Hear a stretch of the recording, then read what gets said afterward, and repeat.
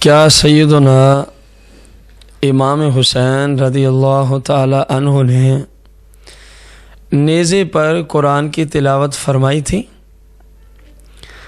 جی ہاں، کتب کے اندر یہ بات باقاعدہ طور پہ موجود ہے۔ امام علی مقام امام حسین رضی اللہ تعالی عنہ نے سیدنا زید بن ارقم رضی اللہ عنہ روایت کرتے ہیں کہ میں نے دیکھا کوفہ کی گلیوں میں امام علی مقام کا سر انور نیزے پر تھا اور کوفہ کی گلیوں میں پھرایا جا رہا تھا، اور امام علی مقام کے مبارک زبان سے قرآن پاک کی تلاوت جاری تھی، اور میں بے ساختہ بول اٹھا، اللہ کی قسم یہ تو نواس رسول ہیں، یہ تو شہزادہ رسول ہیں۔ اور فرماتے اتنی ہیبت ناک آواز تھی کہ بندے کے اوسان ہی خطا ہو جاتے تھے۔ اور میں نے کہا کتنی عجیب تر بات ہے کہ سر جدا ہے، جسم جدا ہے، پھر بھی قرآن کی تلاوت نواس رسول کی زبان پہ جاری ہے۔ کیا 10 محرم الحرام کا روزہ رکھنا احادیث سے ثابت ہے؟ جی ہاں، صحیح مسلم، ابو داؤد، ترمذی اور نسائی میں آقا دو جہاں صلی اللہ علیہ وآلہ وسلم کا یہ فرمان عالی شان اس مفہوم کے ساتھ موجود ہے کہ رمضان المبارک کے روزوں کے بعد اگر سب سے افضل ترین کوئی روزہ ہے تو وہ 10 محرم الحرام کا روزہ ہے۔ یعنی نفلی روزوں میں آپ نے 10 محرم الحرام کے روزے کو افضل ترین روزہ قرار دیا ہے، حتیٰ کہ اہل تشیع کی سیاح اربع میں بھی اس کا ذکر، اس حدیث مبارکہ کا ذکر موجود ہے۔ اور رسول اکرم نور مجسم صلی اللہ علیہ وسلم فرماتے ہیں مسلم کتاب الصوم میں کہ جو 10 محرم الحرام کا روزہ رکھتا ہے، مجھے اللہ کی ذات پر امید ہے اللہ کریم اس کے 1 سال کے پچھلے یعنی 1 سال قبل کے صغیرہ گناہوں کو مٹا دے گا۔ کیا سوگ کی نیت سے سیاہ کپڑے، کالے کپڑے، بلیک کپڑے پہن سکتے ہیں؟ قرآن و حدیث کی روشنی میں سوگ کی وجہ سے سیاہ کپڑے پہننا، پیشانی پر سیاہ پٹی باندھنا یا بازو پر سیاہ پٹی، بعض علاقوں میں گرین پٹی بھی استعمال ہوتی ہے، اگر وہ سوگ کی غرض سے ہے تو شریعت میں یہ گناہ ہے، ناجائز ہے۔ فتاوی عالمگیری کتاب و کراہیہ میں شریعت کے مبارکہ کے اصول کے تحت اس کو گناہ قرار دیا گیا۔ کیا امام علی مقام امام حسین رضی اللہ تعالی عنہ کی شہادت کا سوگ منانا جائز ہے؟ اس کے لیے ایک اصول ہمیں سمجھنا ہوگا۔ نبی کریم رؤوف الرحیم علیہ الصلاۃ والتسلیم کا صحیح بخاری شریف کتاب الجنائز میں یہ فرمان موجود ہے کہ 3 دن سے زیادہ کسی بھی شخص کی شہادت اور مرنے پر سوگ منانا رسول پاک صلی اللہ علیہ وسلم نے اس کو حرام قرار دے دیا۔ فرمایا ہاں یہ ہو سکتا ہے کسی کے شوہر کا انتقال ہوا تو بیوی 4 مہینے 10 دن تک چاند کے اعتبار سے جو عدت میں بیٹھتی، حقیقت میں یہ سوگ ہی ہوتا ہے، اس کے علاوہ مسلمان کے لیے یہ حلال نہیں ہے۔ کیا سیاہ کپڑے پہننا مطلقاً شریعت میں ناجائز ہے؟ نہیں، ایسی بات تو نہیں ہے۔ سیاہ کپڑے پہننا سوگ کی وجہ سے حرام اور ناجائز اور گناہ ہے، یا وہاں ناجائز ہوتا ہے جہاں پر ایسا علاقہ ہو کہ آپ تو صحیح العقیدہ مسلمان ہیں، لیکن اگر آپ سیاہ کپڑے پہنتے ہیں تو دور سے دیکھنے والا بندہ آپ کو کسی اور مذہب کا خیال کرتا ہے، کسی اور مسلک کا بد مذہب آپ کو شمار کرتا ہے، تو اس وجہ سے آپ وہاں نہیں پہن سکتے۔ مطلقاً سیاہ کپڑے پہننا تو آپ صلی اللہ علیہ وسلم کی مبارک سنت ہے۔ فتح مکہ کے موقع پر آپ صلی اللہ علیہ وسلم جب تشریف لائے تو آپ علیہ السلام کے مبارک سر انور پر جو امامہ سجا ہوا تھا وہ سیاہ رنگ کا تھا، اور بھی بہت ساری سیاہ کے اندر اس طرح کی حدیث مبارکہ موجود ہے کہ آپ صلی اللہ علیہ وسلم نے سیاہ رنگ کے کپڑے کو شرف بخشا ہے۔ قربانی کا گوشت کیا ہم محرم کے مہینے میں بھی کھا سکتے ہیں؟ صحیح مسلم شریف کے اندر ہے، رسول اکرم نور مجسم صلی اللہ علیہ وسلم نے ارشاد فرمایا، میں نے تمہیں قبروں کی زیارت سے منع کیا تھا لیکن اب تمہیں اجازت ہے، قبروں کی زیارت کیا کرو، اور میں نے تمہیں قربانی کا گوشت صرف 3 دن تک کھانے کی اجازت عطا فرمائی تھی ابتدائے اسلام میں، لیکن اب میں تمہیں اجازت دیتا ہوں۔ یعنی غور کریں، خود رسول پاک صلی اللہ علیہ وسلم فرماتے ہیں میں تمہیں اجازت دیتا ہوں، اب قربانی کا گوشت جب تک تمہاری سمجھ میں آئے تم رکھ بھی سکتے ہو، کھا بھی سکتے ہو۔ اندازہ لگائیں، یہ صحیح مسلم کتاب الجنائز کے اندر آپ صلی اللہ علیہ وسلم کا فرمان عالی شان موجود ہے۔ تو اس سے معلوم ہوا اگر آپ اس 10 ذوالحجہ سے لے کر اگلے 10 ذوالحجہ تک قربانی کا گوشت استعمال کرنا چاہیں تو اسلام نے آپ کو اس کی باقاعدہ طور پہ اجازت عطا فرمائی ہے۔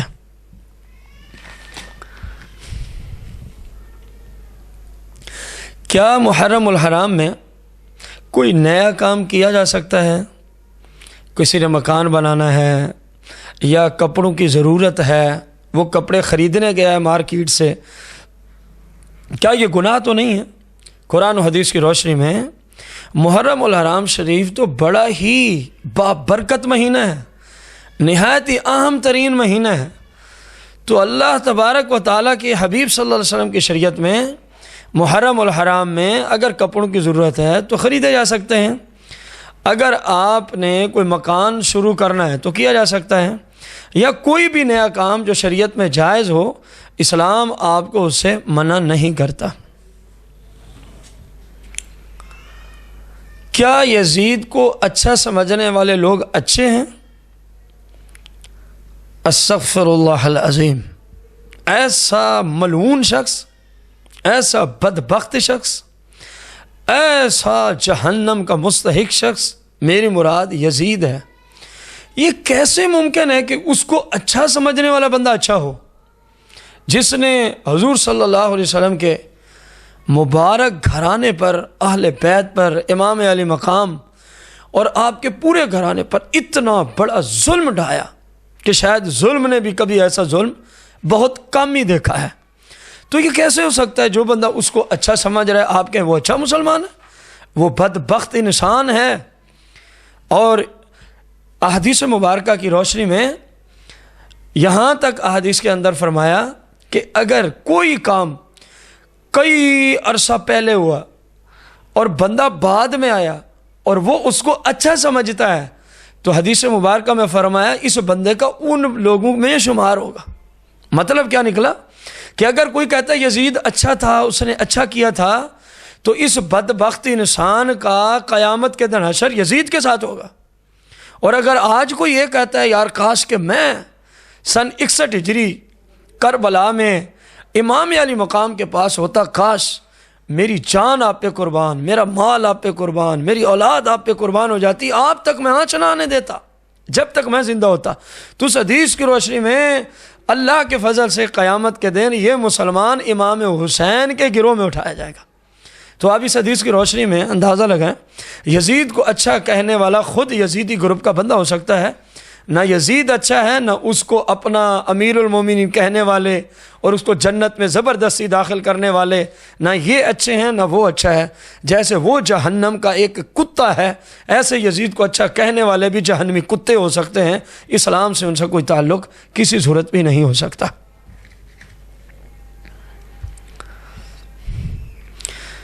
امام علی مقام امام حسین رضی اللہ تعالی عنہ کی قربانی اور شہادت کا مقصد کیا ہے؟ اصل میں یہ باب تو بہت طویل ہے، اگر ہم اس کو مختصر سے مختصر کریں تو صرف اتنا مقصد تھا کہ میرے نانے کی شریعت کے خلاف کسی صورت بھی ہم کوئی چیز برداشت نہیں کرتے، اگرچہ اس کے لیے ہمیں پورا کنبہ قربان کرانا پڑا، کرا دیں گے، اور پریکٹیکلی کر کے دکھا دیا امام علی مقام نے۔ یزید حضور صلی اللہ علیہ وسلم کی شریعت کو توڑنا چاہتا تھا۔ امام علی مقام شریعت پر سب کچھ قربان کرنا چاہتے تھے، بس مین مقصد یہ تھا جو اسلام کہے وہی کیا جائے، اس کے لیے خواہ سب کچھ قربان کرنا پڑے کرا دینا۔ کسی ظالم حکمران کے سامنے جب وہ اسلام کو توڑ رہا ہو، قرآن و سنت کے قوانین کو توڑ رہا ہو، کبھی بھی مت جھکنا، جتنی مرضی بڑی قربانی دینی پڑے وہ دے دینا۔ اور آج مسلمانوں کو کچھ غور کرنے کی ضرورت ہے کہ جو یزید کا کردار تھا، مثلا وہ گانے باجے سنتا تھا، وہ شراب پیتا تھا، وہ عورتوں کو نچواتا تھا اور بڑا عورتوں کو نچوانے کا دل دادا تھا، کتے اور ریچھ لڑا کے وہ بدبخت شراب پی کے بدمست ہوتا تھا، یعنی وہ گناہوں کے کام میں خوش ہوتا تھا۔ اور آج مسلمان نام تو امام علی مقام کا لیں اور ان کے گھروں میں گانے باجے، ان کے گھروں میں فلمیں ڈرامے، یہ خود بے نمازی، قرآن کی تلاوت ان کے ہاں نہیں ہے۔ اور میرے امام نے آخری سانس تک نمازیں بھی پڑھ کے دکھائیں۔ قرآن کی تو یہ حالت ہے کہ آپ کا سر مبارک جسم سے جدا ہے تب بھی قرآن کی تلاوت جاری و ساری ہے۔ تو مسلمان کو چاہیے امام علی مقام سے اگر محبت کرتے ہو، اور یقیناً مسلمان امام علی مقام سے محبت کرتے ہیں، لیکن ضرورت اس بات کی ہے کہ طریقہ بھی امام علی مقام کا اپنایا جائے جس مقصد کے لیے آپ نے اتنی بڑی عظیم قربانی عطا فرمائی تھی۔ کیا ماتم دیکھنا اور کرنا، اسی طرح نوحہ وغیرہ، نوحہ پڑھنا یا سننا جائز ہے؟ سیاہ میں کئی احادیث مبارکہ موجود ہیں۔ حضور صلی اللہ علیہ وسلم نے ماتم کرنا، نوحہ کرنا، ماتم دیکھنا، نوحہ سننا، اس کو حرام قرار دیا، زمانہ جاہلیت کی رسمیں قرار دیا۔ اور آپ صلی اللہ علیہ وسلم کی احادیث کا مفہوم ہے کہ یہ کام وہی کرے گا جو جہنم کا ایندھن ہوگا۔ تو مسلمان کے لیے کسی صورت بھی جائز نہیں ہے ماتم کرنا، ماتم دیکھنا، نوحے سننا یا نوحے پڑھنا، یہ مسلمان کا کام نہیں، یہ تو زمانہ جاہلیت کے جو ہلاک کا کام ہے۔ رسول پاک صلی اللہ علیہ وسلم نے اسے سختی کے ساتھ منع فرما دیا۔ امام حسین رضی اللہ تعالیٰ عنہ کی اصل محبت کس چیز کا نام ہے؟ قرآن اور حدیث سے اس کا بڑا اہم ترین موضوع ہمیں ملتا ہے۔ کسی بھی مبارک اور پاکیزہ ہستی کی محبت کا مطلب جو قرآن و حدیث نے ذکر کیا ہے وہ یہ ہے کہ اس کی سیرت کے مطابق عمل کیا جائے۔ قل ان کنتم تحبون اللہ فاتبعونی یحببکم اللہ ویغفر لکم ذنوبکم۔ اب دیکھو قرآن مقدس نے کتنے واضح الفاظ میں فرمایا کہ اگر تمہیں یہ دعویٰ ہے کہ ہم اللہ کے محبوب بندے ہیں تو پھر اس کے لیے ایک ہی کام ہے، میرے حبیب صلی اللہ علیہ وسلم کی پیروی کرو، آپ کی سیرت و سنت پہ چلو، تم رسول پاک کے بھی محبوب بن جاؤ گے، مصطفیٰ کریم کے رب کے بھی محبوب بن جاؤ گے۔ تو امام حسین کی محبت بھی یہی ہے کہ امام حسین کی سیرت پہ چلا جائے، اور امام حسین کی سیرت کیا ہے؟ سنت مصطفیٰ کا آئینہ۔ آپ امام علی مقام کی پوری مبارک حیات ظاہری کا مطالعہ کریں، رسول پاک کی سنت کا آئینہ اور عکس ہی نظر آئے گا، اس کے سوا آپ کو کچھ نظر نہیں آئے گا۔ تو امام علی مقام رضی اللہ عنہ کی محبت میں سچا صرف وہی ہے جو رسول پاک کی شریعت کے مطابق عمل کرتا ہے۔ اس کے علاوہ باقی سارے لوگ گویا جھوٹ ہی بولتے ہیں، امام علی مقام کی محبت میں سچے نہیں ہیں۔ جو کام غلط کریں، جن کاموں سے امام علی مقام نے روکنے کے لیے اتنی بڑی قربانی دی، اور آج پھر وہی کام کریں پھر کہ ہمیں امام علی مقام سے محبت ہے، یہ تو جھوٹ ہی ہو سکتا ہے، شریعت اس محبت کو نہیں مانتی۔ 10 محرم الحرام کے دن قبرستان جانا کیا لازم ہے، خصوصاً عورتوں کا؟ قرآن و حدیث کی روشنی میں صرف 10 محرم الحرام کو قبرستان ہی جایا جائے، اس کا کہیں ذکر نہیں ملتا کہ حکم ہو کہ بس صرف 10 محرم الحرام کو ہی، جب عاشوراء کا دن ہو، 10 محرم الحرام کا دن ہو، تم چلے جاؤ، ایسی کوئی حدیث نہیں ملتی۔ البتہ احادیث کی روشنی میں قبرستان جانے کی اجازت ہے، اور اس سے انسان کو اپنی قبر و آخرت کے لیے ذہن ملتا ہے، قبر و آخرت کی تیاری کا ذہن ملتا ہے۔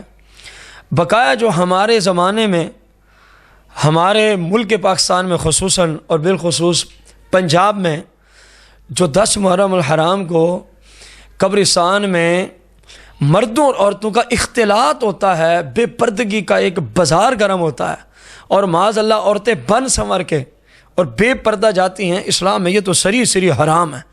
قبر پہ جانا حرام نہیں ہے، ان کا یہ فعل حرام ہے کہ عورتیں بن سنور کے، خوشبو لگا کے اور بھڑکیلے لباس پہن کے، جہاں سینکڑوں مرد ہیں وہاں بے پردہ جا رہی ہیں، تو رسول اکرم صلی اللہ علیہ وسلم کی شریعت میں یہ کام حرام اور جہنم میں لے جانے والا کام ہے۔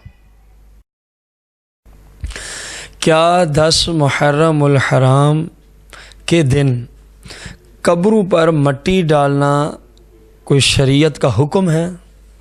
کیونکہ ہم نے دیکھا ہے جو 10 محرم الحرام کو دیکھا بھی ہے، سنا بھی ہے، قبروں پہ مٹی ڈالنے نہ جائیں تو ان کو لعن طعن کیا جاتا ہے۔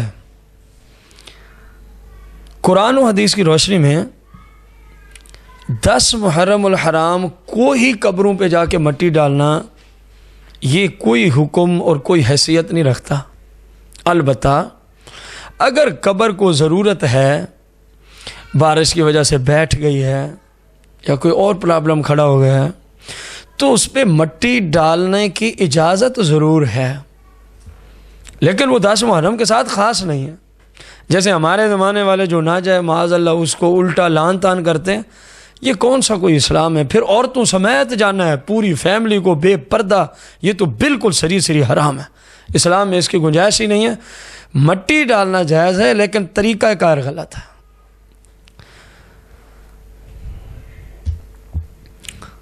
خلیفہ ثانی شہنشاہ عدالت جناب سیدنا عمر بن خطاب عمر فاروق رضی اللہ تعالی عنہ کی شہادت کب واقع ہوئی ہے؟ خلیفہ ثانی اور رسول اکرم نور مجسم صلی اللہ علیہ وسلم کے نائب اتم مظہر اتم سیدنا عمر بن خطاب رضی اللہ تعالی عنہ کی جو مبارک شہادت ہے وہ 1 محرم الحرام کو ہے، اور مسلمانوں پر یہ حق بنتا ہے سیدنا فاروق اعظم رضی اللہ تعالی عنہ کا کہ آپ کے لیے محافل کا انعقاد کریں، آپ کی بارگاہ اقدس میں قرآن پاک پڑھ کر صدقات و خیرات کر کر خراج تحسین پیش کریں کہ آپ کا اسلام پہ بہت بڑا عظیم احسان ہے۔ کتنی فتوحات ہیں اسلام میں جو سیدنا فاروق اعظم رضی اللہ تعالیٰ عنہ کے مبارک ہاتھ پہ ہوئی، اور پھر اس سے بڑھ کر اور کیا ہو کہ آپ صلی اللہ علیہ وسلم فرمائیں میرے عمر کی زبان پہ صرف حق ہی جاری ہوتا ہے، اس کے سوا کوئی بات جاری نہیں ہوتی۔ اسی طرح آپ صلی اللہ علیہ وسلم فرماتے ہیں جس راستے سے عمر چلتے ہیں شیطان بھی اس راستے کو چھوڑ جاتا ہے، اتنا عمر کا روب اور دبدبا ہے۔ اور پھر ساری کائنات کے مسلمان یہ مرید مصطفیٰ ہیں، اور ایک ہستی ہیں شہنشاہ عدالت خلیفہ ثانی عمر بن خطاب رضی اللہ تعالیٰ عنہ، آپ مراد مصطفیٰ ہیں، آپ کو آپ کے رب سے مصطفیٰ نے مانگ کے لیا ہے۔ اتنی بڑی ہستی شہادت کا جام جب نوش فرماتے ہیں تو 1 محرم الحرام شریف کا دن تھا۔ مسلمانوں پہ لازم ہے اپنے اس عظیم لیڈر اور رہنما کو اصال ثواب میں یاد رکھیں۔ 10 محرم الحرام کو یا 9، 6، 7، 8 بعض لوگ شیعوں کے امام بارگاہ میں جا کر گھوڑے کے ساتھ بعض قسم کی منتیں مانتے ہیں۔ کیا اسلام میں اس کی کوئی گنجائش ہے؟ قرآن اور حدیث کی روشنی میں منت کا یہ کوئی طریقہ کار نہیں ہے کہ گھوڑے کے پاس جائیں اور مخصوص طریقے سے منت مانیں۔ یہ جہالت کی رسمیں ہیں۔ منت ماننی ہے تو مولا کائنات نے، سیدہ کائنات فاطمہ زہرا سلام اللہ علیہا نے جیسے منت مانی ہے، قرآن میں باقاعدہ اس کا ذکر ہے، بندہ ویسے منت مانے۔ امام حسن اور امام حسین رضی اللہ عنہما چھوٹی عمر مبارک میں بیمار ہو گئے، تو ان نفوس قدسیہ نے یعنی حضرت علی المرضی کرم اللہ وجہ الکریم اور سیدہ کائنات فاطمہ زہرا سلام اللہ علیہ نے اور ان کی دائی نوکرانی فضہ نے یہ منت مانی کہ شہزادے ٹھیک ہو گئے تو 3 دن روزے رکھیں گے۔ شہزادے ٹھیک ہوئے، انہوں نے 3 دن روزے رکھے، رب نے قرآن نازل کیا، ان کی منت کا ذکر کیا اور شان بیان فرمائی۔ تو جب اہل بیت کے گھرانے میں منت کا یہ طریقہ ہے تو مسلمانوں غور کرو، یہ گھوڑے کے بجا کے منت مانا یہ کہاں کسی ہندو کا طریقہ ہو سکتا ہے؟ نہ مسلمان کا طریقہ ہے، نہ رسول پاک نے یہ طریقہ دیا ہے، نہ اہل بیت نے دیا، نہ صحابہ کرام نے دیا۔ خدا را اسلام کو سیکھو، اسلام کیا کہتا ہے۔ بعض لوگ محرم الحرام شریف کے پہلے عشرہ میں بالعموم اور بالخصوص 10 محرم الحرام کو اپنے مکانوں کی چھتوں پہ چڑھ کر وہ اپنے اعتبار سے سمجھ رہے تھے اچھا کام کر رہے ہیں۔ وہ یہ کرتے ہیں کہ لنگر پکا کے یا کوئی بھی چیز کھانے پینے کی جب کوئی خاص موقع دیکھتے ہیں تو اوپر سے پھینکتے ہیں۔ کیا اسلام میں اس کی اجازت ہے؟ رسول اکرم نور مجسم صلی اللہ علیہ وسلم تشریف لے آتے ہیں، روٹی کا ایک ٹکڑا نیچے پڑا تھا تو آپ صلی اللہ علیہ وسلم نے اس کو اٹھایا اور صاف کر کے آپ نے اس کو تناول فرما لیا اور ساتھ فرمایا کہ یہ اللہ کا رزق ہے، اس کا ادب و احترام کرو، اگر یہ روٹھ جائے تو پھر بندہ تنگ ہی رہتا ہے، تنگی میں زندگی بسر کرتا ہے۔ تو اس حدیث کی روشنی میں یہ جو کام کیا جاتا ہے اسلام میں یہ بالکل گناہ ہے، اللہ کے رزق کی بے ادبی ہے، اسلام میں اس کی کوئی گنجائش نہیں ہے۔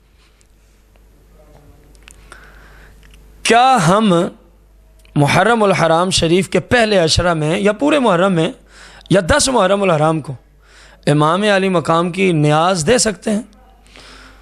ہاں بالکل دے سکتے ہیں، جب کہ عقیدہ یہ ہو اللہ کی رضا کے لیے میں بکرا ذبح کر رہا ہوں، اللہ کی رضا کے لیے میں یہ صدقہ و خیرات کر رہا ہوں، اور اللہ کی جناب میں عرض کی جائے اس کا جتنا ثواب ہے تمامی کربلا کے شہداء اور بالخصوص امام علی مقام تاجدار کربلا کی بارگاہ اقدس میں پیش کرتے ہیں تو عظیم عبادت ہے۔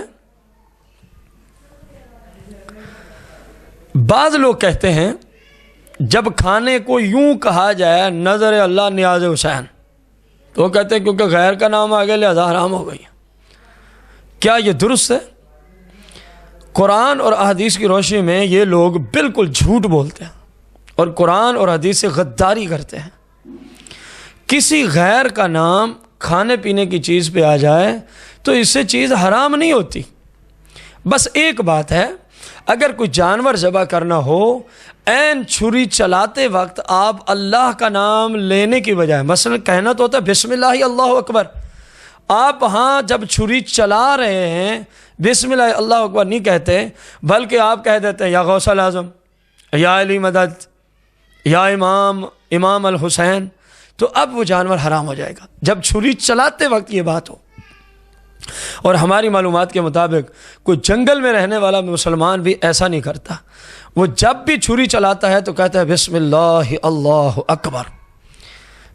رسول اکرم نور مجسم صلی اللہ علیہ وسلم سے پوری سیاہ میں حدیث موجود ہے۔ ایک صحابی نے عرض کی میری ماں کا انتقال ہو گیا ہے، میں ان کے لیے کچھ کرنا چاہتا ہوں، کیا اجازت ہے؟ آپ صلی اللہ علیہ وسلم نے ارشاد فرمایا بالکل کرو، اسحاق صاحب کی اجازت ہے۔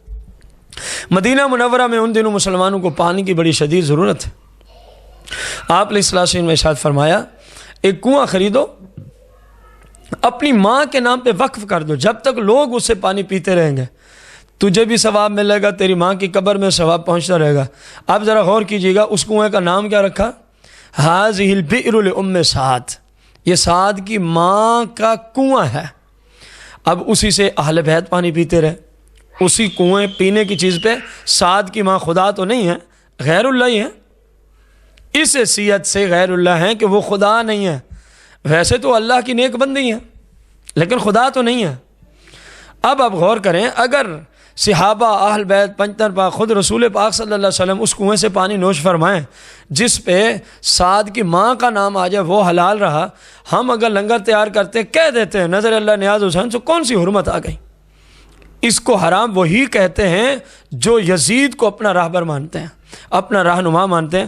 کوئی مسلمان امام علی مقام کے سال ثواب کے لنگر کو حرام کہنا تو دور کی بات ہے، سوچ بھی نہیں سکتا۔ کیا 10 بیویوں کی کہانی یا 30 بیویوں کی کہانی پڑھنا قرآن و حدیث میں اس کا کہیں ذکر ملتا ہے؟ اصل میں قرآن و حدیث کی روشنی میں یہ جاہل لوگوں کا طریقہ کار ہے۔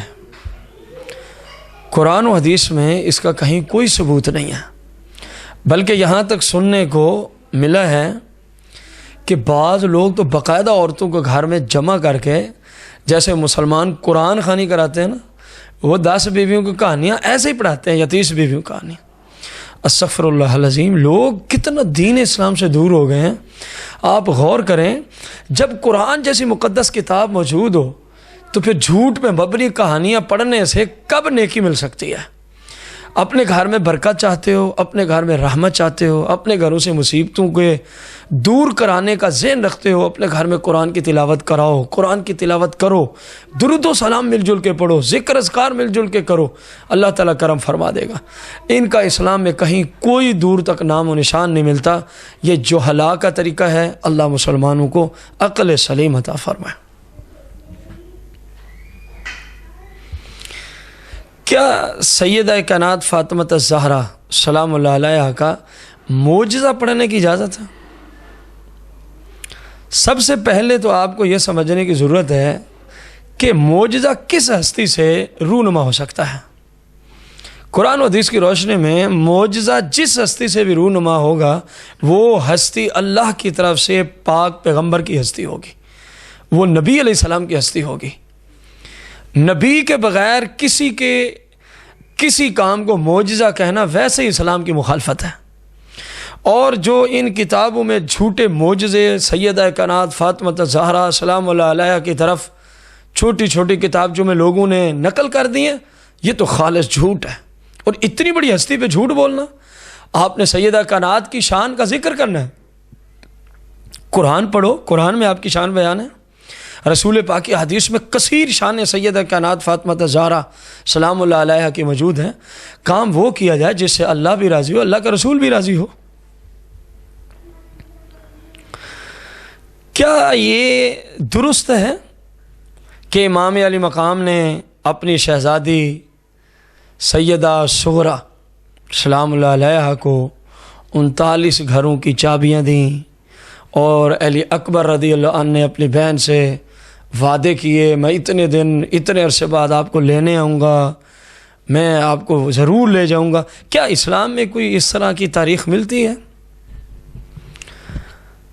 اس کا جواب یہ ہے کہ یہ بد مذہب لوگوں کی طرف سے غلط روایات کو مشہور کیا گیا ہے۔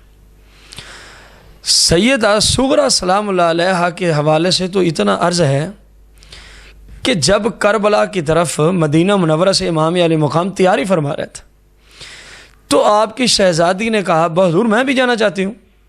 امام علی مقام نے فرمایا کیونکہ تیرا شوہر اس وقت یہاں نہیں۔ امام حسن رضی اللہ عنہ امام حسین کے بڑے بھائی کے بیٹے حسن مثنیٰ کے ساتھ سیدہ صغریٰ کا نکاح بھی ہو چکا تھا، رخصتی بھی ہو چکی تھی۔ آپ نے فرمایا تیرے شوہر کی اجازت کے بغیر میں تجھے کیسے لے کے جا سکتا ہوں؟ امام حسین پہ یہ کتنا بڑا جھوٹ ہے کہ 39 گھروں کی چابیاں دے کے گئے، اور وہ بھی ایک بیمار کو، اور وہ بھی ایک عورت کو۔ آپ غور کریں، امام حسین کا بھائی محمد بن حنفی علی المرزا کا بیٹا جو خود مدینہ میں موجود ہے، اگر دینی تھی چابیاں تو امام حسین کسی مرد کو دیتے یا کمزور عورت اور بیمار عورت کو دیتے؟ اور اہل بیت اطہار کے کتنے افراد محمد بن حنفیہ کے ساتھ جو امام حسین کو روکتے رہے آپ نہ جائیں، یا کتنے صحابہ کرام ہیں، کچھ آپ کے ساتھ چلے گئے، کچھ یہیں رہے جو آپ کو روکتے رہے۔ آپ تو ان کے ساتھ بھائی بن کے زندگی بسر کر رہے تھے، تو لوگوں نے دشمنیاں ثابت کی ہیں نا۔ امام علی مقام اہل بیت اور صحابہ تو اس میں بھائی بھائی بن کے زندگی گزارتے رہے، تو محمد بن حنفیہ کو بھی نہ دی، اپنی بیٹی کے شوہر حسن مثنیٰ کے ذمہ بھی نہ لگائی، کسی اور کو دے جاتے، جب آتے بھائی اس کو دے دینا چابی۔ یہ خالص جھوٹ ہے امام علی مقام کے طرف جھوٹ کو منسوب کیا جاتا ہے، اور سیدہ صغریٰ سلام اللہ علیہا کی شان میں تنقیص کی جاتی ہے۔ جو کچھ بھی لوگ اس بارے میں کہتے ہیں، اللہ ان لوگوں کو عقل سلیم عطا فرمائے۔ کیا کربلا میں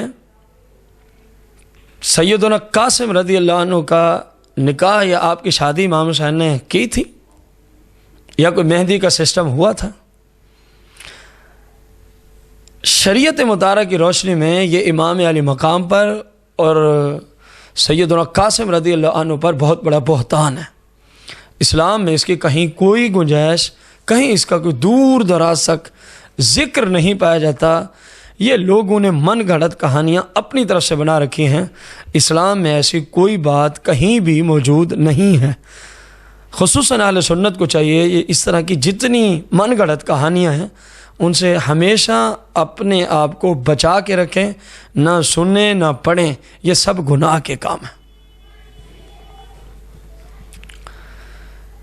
بعض لوگ کہتے ہیں محرم شریف کے مہینے سے کسی کی 2 مہینے پہلے شادی ہوئی، 3 ماہ پہلے شادی ہوئی، یا ذوالحجہ کے مہینے میں شادی ہوئی، اگلا مہینہ محرم شریف کا ہوتا ہے، تو بعض لوگ اس نئی دلہن کو محرم شریف کے پہلے عشرہ میں گھر واپس لے آنا لازم سمجھتے ہیں۔ کیا اسلام میں ایسی کوئی بات ہے؟ صحابہ اہل بیت اطہار نے کوئی ایسا کام کیا؟ قرآن و حدیث کی روشنی میں اسلام میں ایسی کوئی بات کہیں بھی موجود نہیں ہے۔ نہ اہل بیت اطہار سے یہ ثابت ہے، نہ صحابہ کرام سے یہ ثابت ہے، نہ کسی حدیث میں اس کا ذکر ہے۔ اور پھر آپ اگر عقل سے ہی غور کر لیں، عقل سے ہی اگر یہ اس وجہ سے لے آتے ہوں کہ امام علی مقام کی شہادت 10 محرم کو ہوئی ہے، اول تو ہم نے پیچھے ذکر کیا کہ سوگ 3 دن کے بعد منانا حرام ہے، جیسا بخاری کی حدیث آپ کو ذکر کی گئی، تو کیا اس دلہن کو واپس لینا سوگ کی وجہ سے ہے؟ تو حرام ہے۔ ثانیاً ان کی عقل پہ پردے پڑے ہیں۔ آپ غور کر لیں، اگر شہادت ہو رہی ہے 10 محرم کو اور یہ 10 محرم کی رات کو یا 11 کو واپس بھیج رہے ہیں، عقل کی بات بھی ہوتی ہے، کیونکہ جو شرعی کام ہوتا ہے وہ عقل کی سمجھ میں بھی آتا ہے۔ یہ من گھڑت کہانی ہے، پتہ نہیں ہندوستان سے لے آئے ہیں یا ہندو کے مذہب سے نکالی ہیں، تو ہمیں تو اس بات کا نہیں علم۔ بقایا جو لوگ یہ کرتے ہیں وہ غلط نظریہ رکھتے ہیں۔ اسلام میں پورے سال کے اندر کوئی ایک دن بھی ایسا نہیں ہے سوائے عورت کے مخصوص ایام کے، خواہ وہ حیض کے ہوں یا نفاس کے ہوں، یا عورت یا اس کا شوہر احرام کی حالت میں ہو، اس کے بغیر اسلام نے کہیں بھی اپنی بیوی کے ساتھ حقوق زوجیت ادا کرنے سے منع نہیں فرمایا۔ اللہ تعالیٰ مسلمانوں کو اسلام پر عمل کی سعادت عظمیٰ عطا فرمائے۔ آج کل لوگ اپنے بچوں کو، بچی ہو یا بچہ ہو، امام حسین کا منگتا کرنے ہیں۔ امام حسین کا منگتا کرنا اسلام میں جائز ہے؟ قرآن و حدیث کی روشنی میں یہ گناہ ہے، کیونکہ حدیث مبارکہ کا مفہوم ہے جس بندے کو حاجت نہ ہو، یعنی اس کے گھر کھانے پینے کے لیے، پہننے کے لیے موجود ہے، اور وہ مانگتا ہے، بھیک مانگتا ہے، فرمایا قیامت کے دن جب آئے گا تو اللہ اتنا اس سے ناراض ہوگا، اس کے جسم کا سارا گوشت جھڑ جائے گا، صرف ہڈیاں ہی رہ جائیں گی۔ اور یہ جتنے لوگ بھی امام علی مقام کا اپنے بچوں کو منگتا کرتے ہیں کہ اتنے عرصے تک امام کے نام پہ مانگ کے، بھیک مانگ کے کھلانا ہے، یہ سارے صاحب استعداد لوگ ہوتے ہیں، یہ گھر میں روٹی بھی رکھتے ہیں، ان کے گھر پانی بھی موجود ہوتا ہے، کپڑے بھی موجود ہوتے ہیں، تو یہ سخت گناہ ہے، سخت گناہ ہے، سخت گناہ ہے۔ اور جن کے گھر یہ آئیں نا مانگنے کے لیے کہ ہم نے بچے کو امام حسین کا منگتا بنایا کچھ دیں، گھر والوں پہ فرض ہے کہ ان کو کچھ بھی نہ دیں، کیونکہ قرآن مقدس نے اس چیز سے منع فرمایا ہے۔ وَلَا تَعَاوَنُوا عَلَى الْإِثْمِ وَالْعُدْوَانِ، اللہ پاک فرماتا ہے گناہ کے کام پر، زیادتی کے کام پر ایک دوسرے کی تم مدد نہیں کر سکتے۔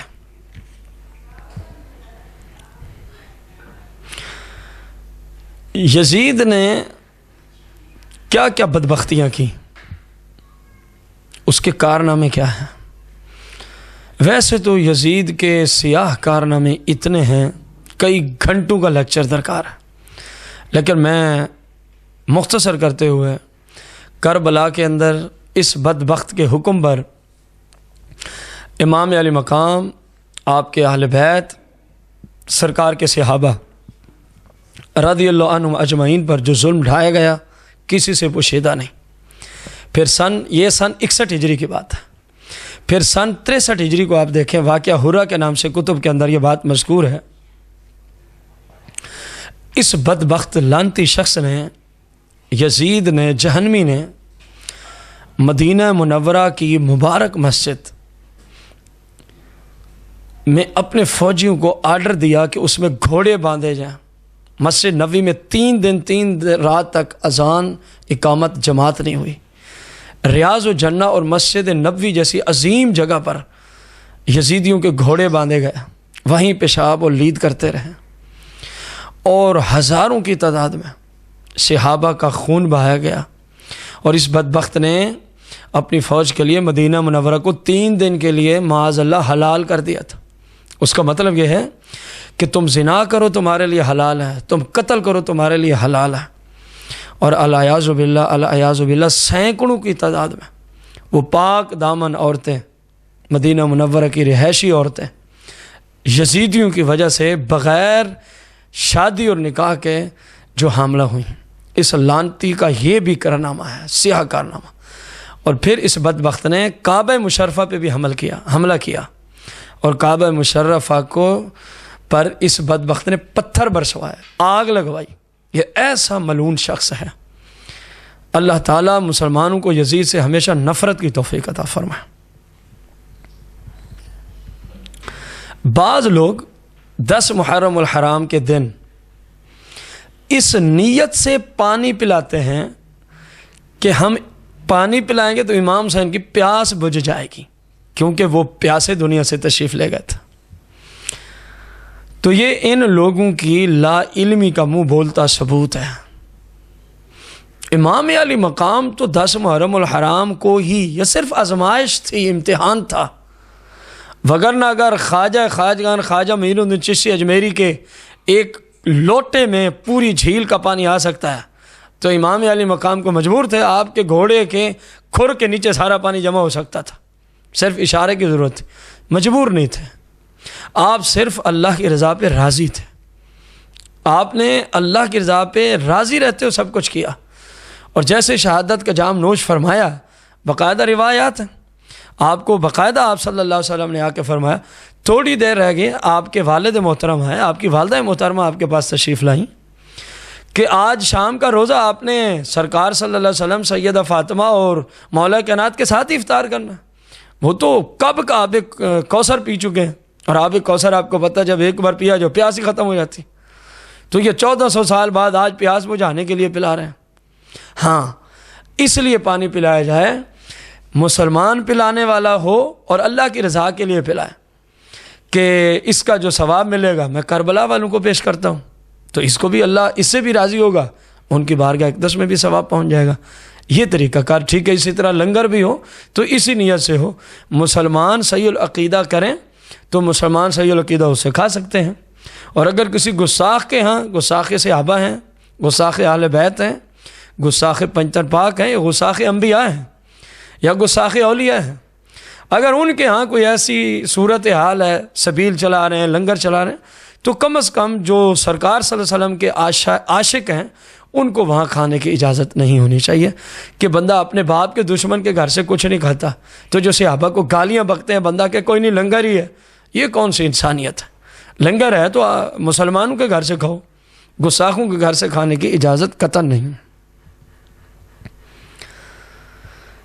بعض لوگ ہیں تو اہل سنت کے، لیکن وہ مجالس میں جاتے ہیں اور کہتے ہیں ہم تو شان حسین سننے گئے تھے۔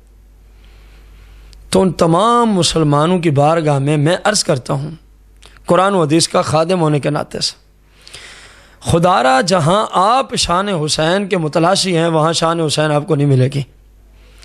جو شان حسین قرآن و حدیث میں آئی ہے، آپ اگر وہ سننا چاہتے ہیں تو علماء حقہ، علماء ربانیین، مستند اہل سنت کے علماء، ان کے امام حسین کے مناقب پر، آپ کی شان و شوکت پر جو بیانات ہیں ان کو سنیں۔ اور الحمدللہ کثیر علماء اہل سنت ہیں جنہوں نے شان پنجتن پاک پر، شان اہل بیت پر، شان علی پر، شان فاطمہ پر، شان حسن پر، شان حسین پر باقاعدہ طور پہ بڑے بڑے لیکچر دیے ہوئے ہیں، کئی کی گھنٹوں میں مشتمل، کئی کی اقساط میں مشتمل لیکچرز ہیں۔ تو آپ ان کو سنیں۔ اللہ تبارک و تعالیٰ مسلمانوں کو مسلمانوں سے ہی پنجتن پاک کی شان، صحابہ کی شان سننے کی سعادت عظمی عطا فرمائے۔ اللہ پاک ہم سب کو دین متین سیکھ کر عمل کی سعادت عظمی عطا فرمائے، آمین بجاہ النبی الکریم علیہ الصلوۃ والتسلیم۔ کیا یزید جنتی ہے؟ اور اسی سے ملتا جلتا ایک جملہ لوگ بولتے ہیں، دو شہزادوں کی آپس میں لڑائی تھی، ہمیں کیا ضرورت ہے کسی ایک سائڈ پہ جانے کی؟ تو قرآن و حدیث کی روشنی میں آپ سے ہی سوال ہے، آپ جہاں بھی رہتے ہیں، جس حالت میں بھی رہتے ہیں، کیا کوئی کسی عام مسلمان کا قاتل ہو وہ جنتی ہوتا ہے؟ قرآن مقدس میں تو اللہ کریم نے یہاں تک فرمایا، جس نے کسی مسلمان کو جان بوجھ کر قتل کیا فجزاؤہ جہنم، یہ قرآن کا فیصلہ ہے۔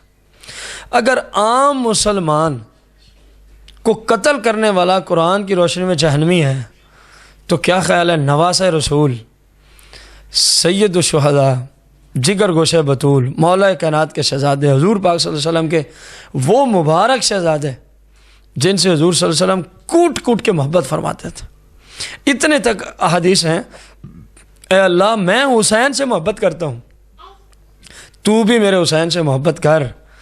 اور جگر پھٹنے کو آتا ہے ان کا مقام سن کے، اے اللہ میں بھی حسین سے محبت کرتا ہوں، تو بھی حسین سے محبت کر، اور جو حسین سے محبت کرے یا اللہ تو اس سے بھی محبت کر۔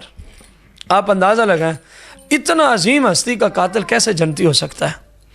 اسی طرح رسول اکرم نور مجسم صلی اللہ تعالی علیہ وآلہ وسلم کا فرمان علی شان ہے، ان الحسن والحسین سید شباب اہل الجنہ، او کما قال علیہ السلام۔ امام حسن اور حسین جنتی نوجوانوں کے سردار ہیں۔ تو اب غور کریں، جو جنتی نوجوانوں کے سردار کا قاتل ہو وہ بدبخت کیسے جنتی ہو سکتا ہے؟ پھر ایک نفس اقدس کا وہ قاتل نہیں ہے۔ کربلا میں کتنے اہل بیت اور کتنے صحابہ کو اس نے شہید کیا۔ اسی طرح ایسے ملعون شخص، ایسے بدبخت انسان یزید کو کہنا کہ دو شہزادوں کی لڑائی تھی، یعنی امام حسین کے برابر اس کو درجہ دینا، یہ ظلم عظیم نہیں ہے تو اور کیا ہے؟ ایک طرف جہنمی بندہ، پلیت بندہ، بدبخت انسان جس کی سیرت رسول پاک کی سیرت کے بالکل منافی ہے، حتیٰ کہ وہ ایسا لانتی ہے، کہتا تھا اگر دین احمد میں شراب حرام ہے تو کیا ہوا، دین عیسیٰ میں سمجھ کے ہم پی لیا کریں گے۔ ایسا لانتی یزید جو کہتا تھا کہ اللہ تبارک و تعالیٰ نے رسول اکرم صلی اللہ علیہ وسلم کی ذات پہ نہ کوئی نبوت نازل کی ہے، نہ کوئی کتاب نازل کی ہے، معاذ انہوں نے تو ڈھونگ رچایا ہوا تھا۔ ایسا شرابی کبابی لانتی بندہ، اور جو بندہ امام حسین کے برابر اس کو شہزادہ کہہ رہا ہے، وہ بندہ تو خود اپنا ٹھکانہ جہنم سمجھے، چہ جا کے اس کی بات کو سنا جائے۔ کسی صورت بھی یزید جنتی ہو نہیں سکتا۔ جنت میں تو وہی جائے جو آقا کریم کا غلام ہو، اور آپ کا غلام اہل بیت کا دشمن نہیں ہو سکتا۔